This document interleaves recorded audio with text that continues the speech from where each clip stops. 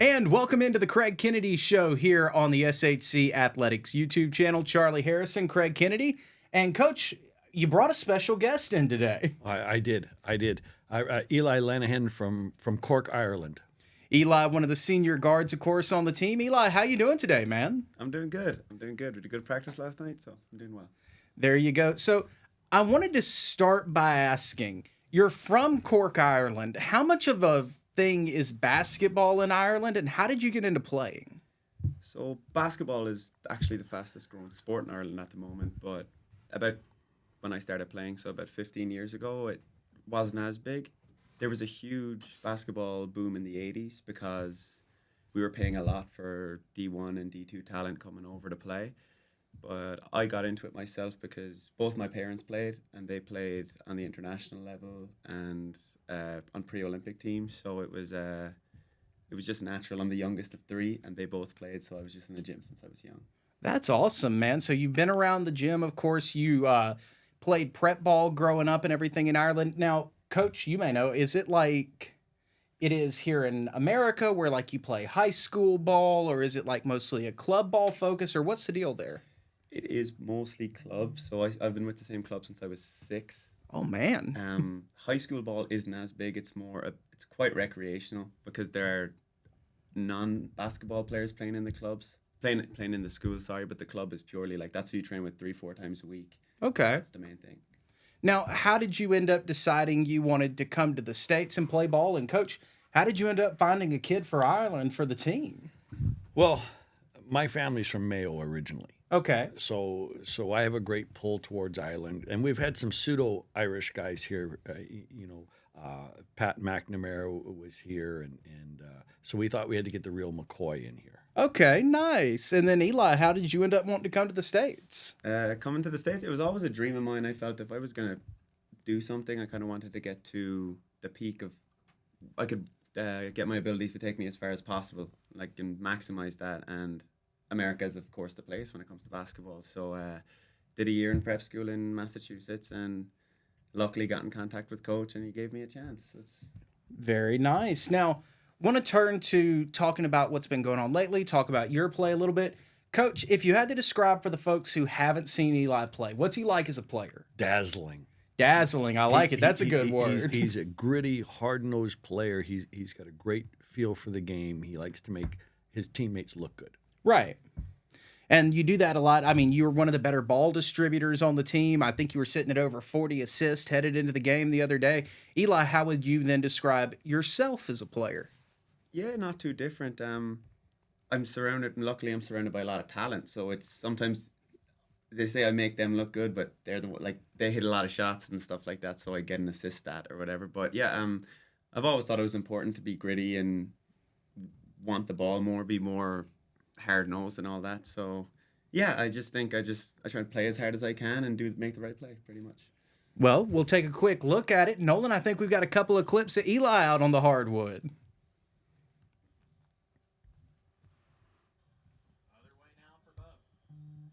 There's Eli, number 21.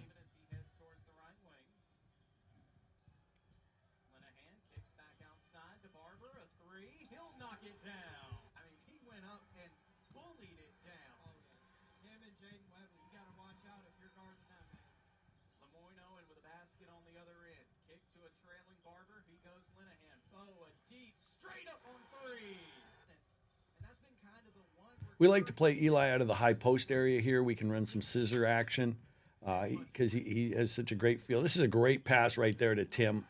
Tim slipping off that screen. And Eli's versatile because he can play multiple positions for us. He can guard 1 through 5. He can play 1 through 4 on the floor. Nice little screen there. Like him to look to shoot a little more. Here's a great drive and dish. And what I like here, he's finding just the open guy as it creates. He's not necessarily finding guys in big chunks of space, and that's a great example there. I mean, Walter's partially covered on that fine. And, it's so important, the pass getting there. There's Eli getting a rebound. Kick out. We like an offensive rebound to a 3. That's a real high percentage shot there. So we like guys looking for that. Here's getting another one of his rebounds. I think he was our leading rebounder in the game the other night. Tim doing a good job running the floor. You know, finding Walter, who's hot, who had such a good game. But look, I feel when you play with guys for such a long time, like they understand your game so well that if I have the ball, I know Walter's coming towards me, Tim is getting to his spot down low, and Steve is probably cutting. So just with years of experience with people, they know your mannerisms and your habits and stuff like that. So. Well, and what I like that we're seeing right here too, it's not just that you're comfortable with your guys, it's really the decisiveness that stands out when you make that move to pass. We saw it on those couple of assists you had to Walter. You were just so quick in and out with the ball in your hand. And is that just a symptom of being comfortable with these guys, or is that you see in the floor? I think I've always saw the floor pretty well. Something that kind of came natural to me. But it definitely does help playing with people every day and going through game situations and stuff like that. They just start to understand you a bit more and you understand them. Well, that definitely makes sense. So, Eli, we'll talk about this a little bit more with Coach after, but I wanted to go ahead and ask you, past couple of games haven't gone the way you wanted. You're a big part of what facilitates this offense. Not only that, you're a big part of the stand a lot of the times on defense. What has to go right for you headed into these games against Kentucky State and Central State?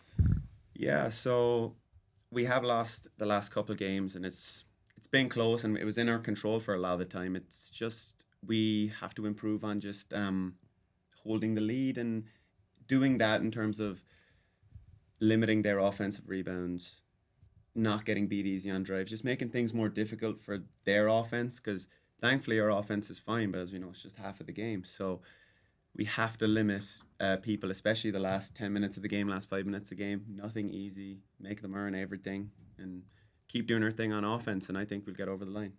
Eli, one of the reasons we wanted to have you on today was to kind of put a spotlight on some of the international players here at Spring Hill College. So final question from me. What's a reason you would give someone who's maybe outside of the U.S. to come to Spring Hill and be a part of the basketball program? Well, first and foremost, even before basketball, the community on campus is awesome. I've been to some schools around America. I remember visiting schools when I was a senior and seeing some schools my friends went to, and my experience has just been brilliant. Like the people on campus, the staff, everybody, such a good feel about it. Maybe it's just Southern hospitality, I'm not sure, but just great people. But in terms of the basketball program, I feel there is a culture installed, and a lot to do with Coach Kennedy, pretty much all to do with Coach Kennedy. He's been there longer than anyone on the team right now. The culture is brilliant. Everybody is so locked in on the same goal, and that's difficult to do. Coach always talks about the hardest thing to do in an organization is getting everybody on the same page mentally and emotionally, and that is very true. But the fact that there is a culture installed and everybody wants the same thing, like the goal of winning is above all, in my opinion. And I couldn't recommend it enough. It's been a wonderful experience for me, and I hope to finish it out the best way possible. That's awesome. Coach, anything you want to ask Eli before we get him off the show? Well, I think, I know Eli really well, and I think the neat thing about sport is how it shrinks the world, because his dad played in Ireland. Right. My best friend, Michael Murphy, who I worked with at Troy, played in Ireland and played against his dad. Well, that's an awesome little connection there. So it really was. And Murph played for Team Budweiser when he was over there and was a player coach. Mm-hmm. And so when I mentioned about recruiting this guy, Lanahan, he says, well, there was a Paul, I believe, Lanahan. So, and that was Eli's dad. And it's just having an international flavor is so good because it goes beyond basketball. Right. Listen, at the end of the year, there's only one team that wins the last game of the year. But now with his connections, he can go to Greece and visit G2. Boom. The guys can go to Ireland. We've got our Aussies who are here, Tana and Sam.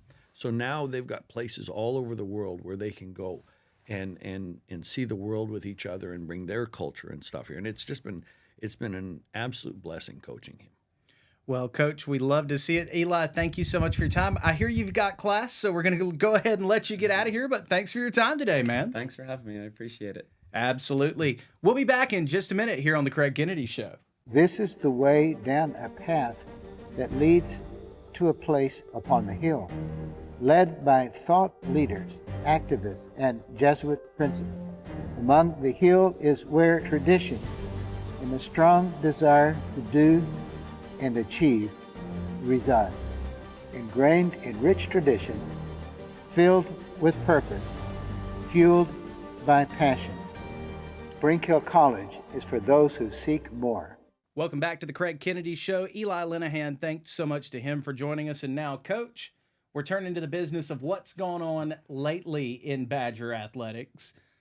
Taking a look back this past Monday, had a game against Lemoyne-Owen, really a tough loss. What's your takeaway from that one? Yeah, and Lemoyne, give them credit. They're a surging team because they came in and beat Tuskegee first and then beat us. And they played really tough down the stretch. They got a couple key offensive rebounds on us that really hurt us. The stat line is astonishing. I don't know if I've ever seen one like that where we shoot almost 85% from the free throw line, 50-something% from the three. I think it was 52. And almost 48% from the floor, and then end up losing. So that's very, very disappointing. We're all disappointed with it. We're all frustrated with it. We like how we're scoring, and we just got to tighten up some things on defense. We had a couple key turnovers that really hurt us late, and we've got to be a little smarter taking care of the ball. You mentioned feeling a little bit frustrated with it. We got the opportunity to talk to Walter Peggs after the game the other day, and he made a comment that kind of stood out to me. I was like, what needs to happen to get the team back on track? And credit, Walter's a senior. He is the leading scorer on the team. And the first thing he said was, it's got to start with our leadership, and it's got to start, it's got to start with me. It's got to start with Steve, and it's got to start with the coaches, but we've got to get in more of a positive mindset. And we've got to stay positive. Yeah. Talk about having that positive attitude and those words coming from one of the leaders of your team. But not only that, how do you stay positive this is a 4-game skid and a collective 16 points separating you from 4-0 and 0-4. Yeah, there's no doubt. And that's tough. The psychology in coaching, you have to have a very short memory. Right. Especially when you're a shooter like Walter, you do. But for a team, we have to forget about that. And you can't get into we always talk about mental toughness. What do I have to do right now? Right. Do it to the best of my ability. Enjoy the process. Or some people would say process. Right. Because you're getting the chance to play college sports. Exactly. And then you got to deliver. That's the last part of it. So the biggest key is, what do I have to do right now? And then doing that to the best of my ability. So we can't think about the mistake we made. Right. We can't think about, they just scored on us or something. No, what do I have to do right now? And then getting into that. And then, some stuff that we do with the guys is we'll send out highlight films, watch themselves doing well. Right. And watch that. The mental game is so important. We've talked about this before. Yogi Berra said, half the game is physical, the other 90% is mental. And it really is. So this is where we've got to work with our guys on their mental toughness and staying focused on the right things and reading the right cues. Now, taking a look back to that game against the Magicians, you harped a lot in our pregame conversation on defense, right? Yeah. We wanted to step up. We wanted to play better defense. The thing that stood out to me, you mentioned the stat line. Those 16 offensive boards for Lemoyne, they turned into 15 second chance points. A lot of that with their center, Richard Lowe. When you're looking around, what do you have to improve to take away some of those post opportunities? Well, Tim's going to have to get fronting in the post, which means he's going to have to get moving his feet more and get locked in on being a great defensive player. Right. And so that just deny him the ball. Listen, if a guy doesn't have the ball, they can't score. And so that's what we're really, been talking with Tim about this week. Webb can play behind. Webb can be a little more physical with him. But Tim's going to have to get out and start denying people the ball better. And, that's kind of funny. Nolan and I actually talked about it in the game. You mentioned last time we got together for the show, Webb is your footwork guy. And there are times when you watch the two of them that Tim seems like the physical presence guy, and then Webb seems more like your finesse guy underneath. But if you look at the two of them, that doesn't seem to match. No, it doesn't. I mean, Jaden Webley's footwork for a man his size is really, really good. And, he played 20 minutes. I'd really like to know if we could find out a point per second statistic with him. How many times the ball is actually in his hand, for how long, equating points. And, that's an interesting stat line, too, because, we don't ever talk about that with a guy. How long are you touching? Then that possession leading to points.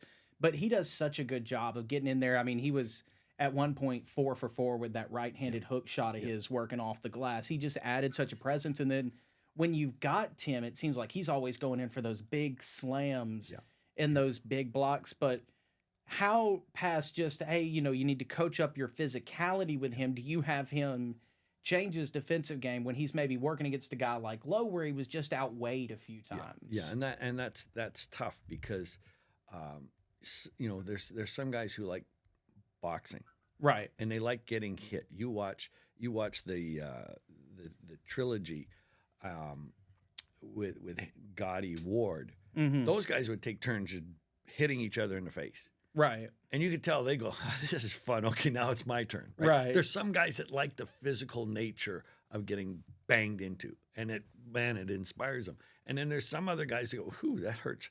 I don't want to do that again. Some guys want to hit. Some guys want to be hit. So you know, Tim's not a guy who really likes to get hit. Mm-hmm. So he's got to be smarter and work harder initially, so the guy's not getting the ball and can do that.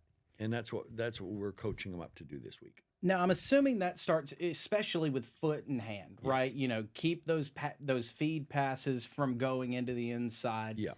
We talked a couple of weeks ago about defensive adjustments. How do you decide what works? How do you decide what doesn't? You mentioned that y'all had started to play a little bit more zone. Didn't see that so much against Lemoyne Owen. Actually, we did play a lot of zone. It was quite disguised in there. It was, because I barely noticed. Yeah. And what I don't want to give away things on TV that we've been doing, but I mean, there were some times where we were really holding them to late in the shot clock, and they weren't sure what we were running. I was pretty pleased with how that went. Of course, the problem in the zone all the time is the rebounding assignment. Right. And that's, you know, this time of year, I'm a guy, listen, we're allowed 4 hours a day under NCAA rules for practice time. Mm-hmm. I'd love to go 3-4 hours, but you got to keep their legs fresh. Right. So this time of the year, you know, you really limit on certain things. I believe at all levels, but particularly here, you can always work on fundamentals in practice. Shooting drills, so we do a lot of shooting drills, which shows in some of our ball handling and stuff like that. And it's a matter, you know, how much time do we spend on this? And maybe we just need to spend more on some aspects of that.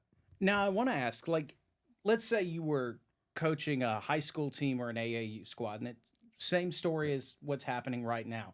What would you then have them drilling in practice to make those improvements, specifically on the offensive glass? How would you coach that to kids who don't know what they're doing yet? Right, and that's a good question because, you know, you tell people, okay, basketball is a game of numbers in many ways. Mm-hmm. We know that even at the NBA level, 75% of all shots are rebounded below the rim and opposite the shot. So if I'm teaching kids to offensive rebound, you know, you got shooters there and they're moving to the opposite side to get the rebound and put it in. We make all of our players, when they shoot the ball, go rebound it.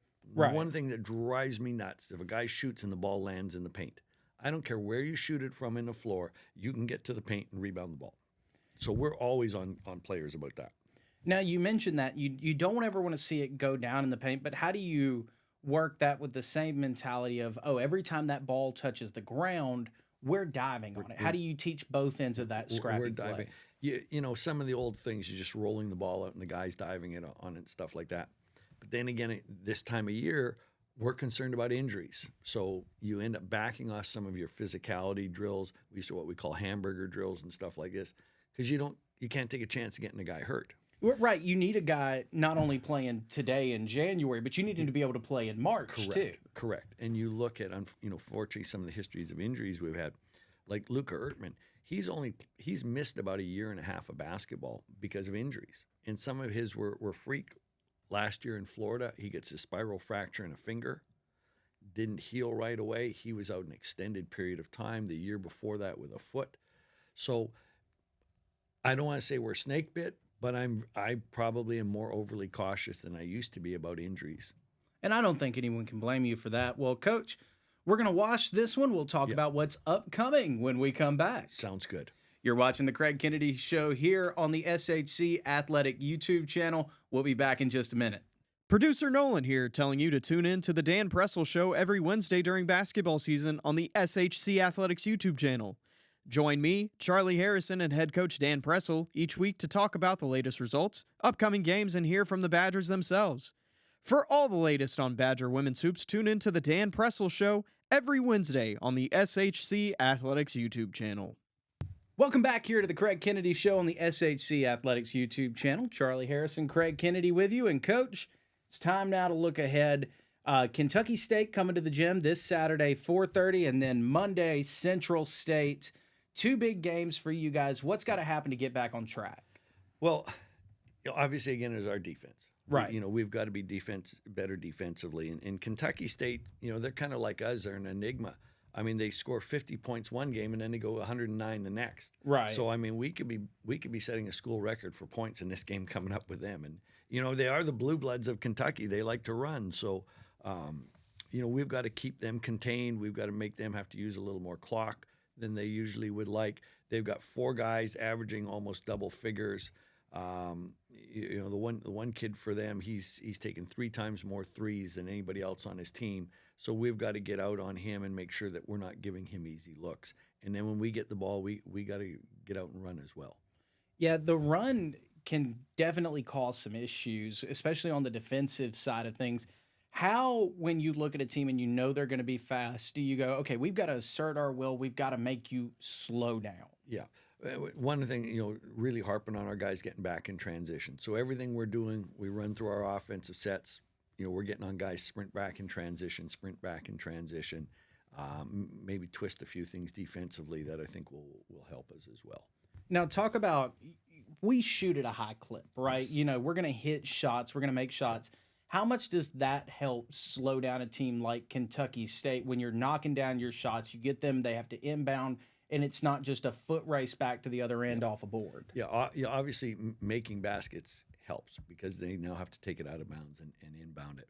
And we, in our history with them, it's always a high-paced game, and then it's who can limit the amount of turnovers. So playing at a high rate of speed, keeping the ball under control is going to be really important. Coach, you mentioned those turnovers there. What kind of stood out to me against Lemoyne-Owen, there were 5 turnovers headed into the first media timeout, and then 6 by the end of the first half. You go 5 minutes, the ball is just really loose, it's not working for you, and then you settle it down 1 turnover that final 16 minutes. How do you make that switch mentality? Is it just settling in with what the defense is showing you, or is there an adjustment? There is some settling and seeing what the defense does, because all of us in coaching, we make adjustments from game to game. So we can show the guys the scouting. For instance, I'm doing the defensive edit on Kentucky State, which I send to the guys to watch, and then we go over it. And we'll see, okay, they're doing these in these situations. Right. But that's not against us. Now they may completely change how they're going to guard against us. So we have to go back and look at old film. Well, how they done that? Well, this is Walter's second year with us. Excuse me. So that's a different adjustment with Walter versus Burrill or Tano, who's here before. Right. So teams have tendencies, but then they're going to make specific adjustments, and they make adjustments game to game. So our players on the floor have to learn to read. Interestingly, you mentioned talk about specifically adjusting to Walter. I was watching a game the other day. Shooter was really hot, and the defense kind of went to that box and one, right, where they just kind of cordoned the one guy off and played 4-on-4 there for a little while. Are you surprised you don't see that kind of treatment given to Walter Peggs, especially considering the way he has been shooting of late? I mean, I would think some people would come up with that thought. Obviously Lemoyne went to trapping on him. Yeah, a lot of double teams there. A lot of double teams on him. And we've sent him clips of Steph Curry. Watch Steph Curry. Watch how he moves without the ball. Watch what a good screener Steph Curry is. Because the better screen you set, the more open you are going to be. Right. So we encourage Walter to watch and learn from the best. Now, Coach, we've talked about it a lot. This is a Kentucky State team. They're going to run fast. They've got one guy who's just going to shoot the 3. Yep. How do you take away a specific 3-point shooter when you know he's what's propping it up? Well, again, we're going to talk to one of our guys and say, listen, this is what he likes to do. These are his tendencies. If he can't catch the ball, he can't score. Right. I mean, it's just that simple. If the guy can't catch the ball, he can't score. The other part of that is whoever is defending the passer, you have to make passes difficult. So we talk to our guys, they want to be a moose. We talked about that before. Get your hands up and be a moose. And we talked about getting more deflections. 3 deflections equals a steal. So let's get more deflections. So practice lately, we've really been harping on that, and almost harping and badgering on that kind of thing, and keeping stats for that in practice, that we're giving points when we get deflections. We're giving points when we get steals. Now, I saw a couple of those deflections you were talking about the other day. What has to happen to get back on that ball then quickly? If you're going to tip one out on the outside, who's then the next pursuit defender and all of that? Yeah, so whoever's on top of the ball, I hate when I say so. Nolly, throw something at me if I say so again, will you please? Guys have to know, if I'm 1 pass away, how do I defend? If I'm 2 passes away, where should I be? Right. Looking ahead now, Central State coming up. They're 7-9 right now. They're 2-5 on the road. Kind of a different story from Kentucky State, who has been a better road team Yes. than a better home team. So if you're looking at that stack up, you got some people who are playing well on the road and a team who's not. How do you prepare for those two different mentalities? Yeah, at some point, and John Wooden was the great one of saying this, listen, we got to focus on what we do, because you can make changes from every game to every game. Mm-hmm. And then now the guys are going, well, I thought we were doing this. No, that was last game. Right. So you have to be careful that you're not throwing too much information. The biggest thing, and I tell guys, like when I'm recruiting high school players and I go to watch them, and they'll say, well, coach, what are you looking for? Play harder than the guy in front of you. Yeah. Whether it's offensively, you got to cut harder. With defensively, you got to play harder than that guy. And that's simple, and that's what we have to do. We have to play harder than the guy in front of us at that moment. Coach, looking to what Central State has done here lately, they're playing a lot of close games. They have beaten Lane 86-73, a little bit more of a cushion there, but last time out against Miles, 82-81, a really hard-fought game. You struggle to close teams out in close games. What has to happen to pull off a win when you're just up by a couple of scores? Yeah, we're going to make some adjustments. We're going to make some adjustments of some stuff that we've been working on in practice, and we'll see if those bear fruit for us. All right, Coach. My final question here for you today. Yes. And this is one I want to ask all coaches. Yes. If we gave you the option, Yes. you're going to get to sit down in a room with every official in the country Yes. and talk to them for 5 minutes. What would you tell every official that you want to see as a coach?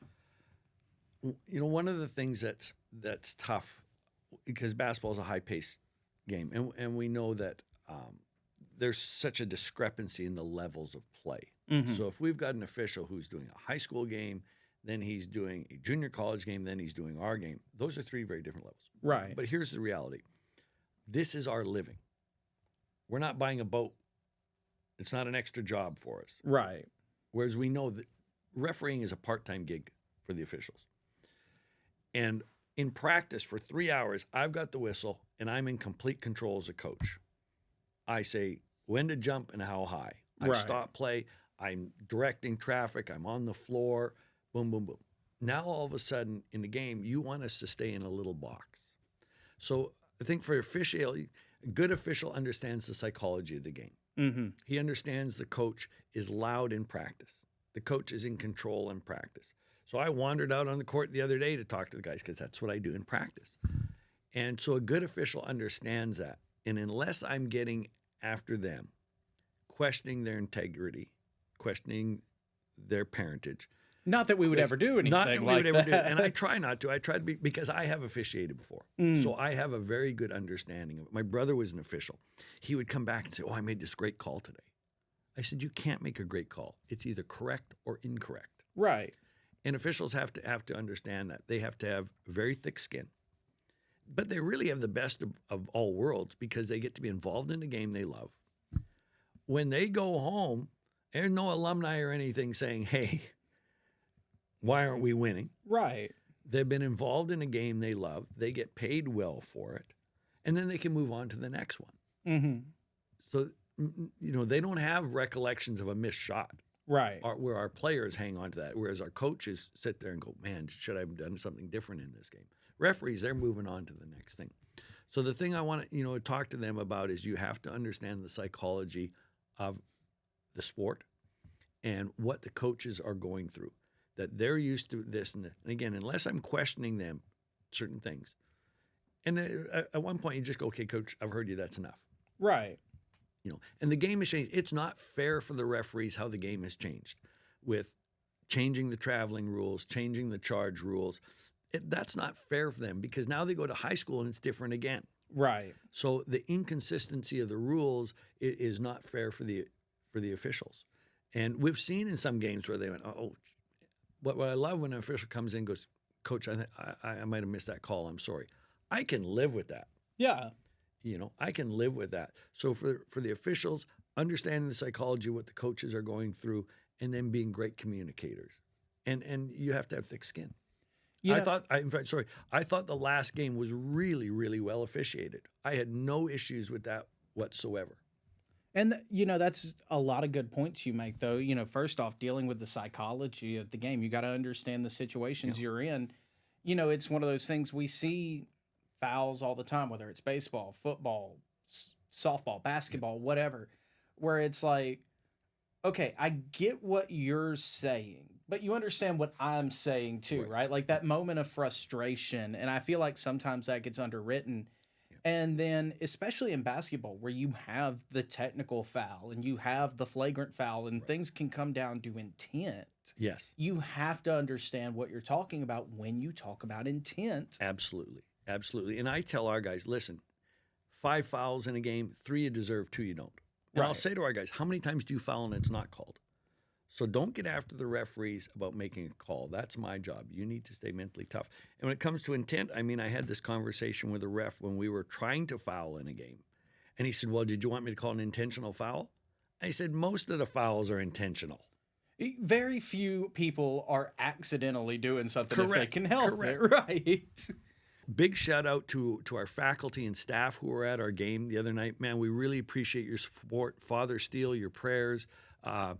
Dr. Matthew Barnes was our guest coach. We'll have another guest faculty coach, but we really appreciate your support. And hey, we need them down the stretch. Student section, come out big, come out loud. Faculty and staff, we really appreciate it, guys.